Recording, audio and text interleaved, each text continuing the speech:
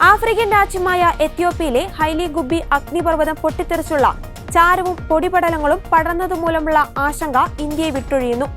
ചാരവും പൊടിപടലവും ഇന്നലെ വൈകിട്ടോടെ ഇന്ത്യയുടെ ആകാശമേഖല കടന്ന് ചൈനയിലേക്ക് നീങ്ങി. പൊടിപടലം സഞ്ചരിക്കുന്നത് 25,000 അടി ഉയരത്തിലായതിനാൽ വായു ഗുണനിലവാരത്തെയോ കാലാവസ്ഥയോ ബാധിക്കില്ലെന്ന് കേന്ദ്ര കാലാവസ്ഥാ വകുപ്പ് അറിയിച്ചു. എത്യോപ്യയിൽ അഗ്നിപർവ്വത സ്ഫോടനം ഇന്ത്യയിൽ ആശങ്ക ഒഴിയുന്നു.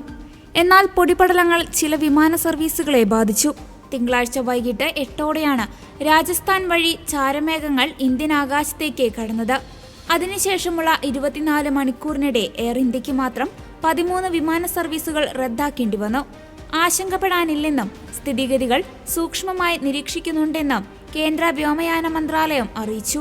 ജിന്ദ വിമാനം റദ്ദാക്കിയതിനെ തുടർന്ന് യാത്ര മുടങ്ങിയ ഉംറ തീർത്ഥാടകർ അടക്കമുള്ള യാത്രക്കാരെ ഇന്ന് രാവിലെ 11 മണിക്ക് പ്രത്യേക വിമാനം സജ്ജമാക്കി അയച്ചു.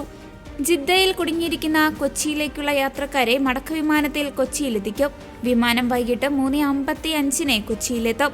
വിമാനങ്ങൾ സാധാരണയായി പറക്കുന്ന അതേ ഉയരത്തിലാണ് ഈ ചാരമേഘങ്ങളും സഞ്ചരിക്കുന്നതെന്ന് കുസാറ്റിലെ advanced centre for atmospheric radar research director doctor S Abhilash പറഞ്ഞു. ഭൂനിരപ്പിലെ കാഴ്ചയെ നേരിട്ട് ബാധിക്കാൻ സാധ്യത കുറവാണ്.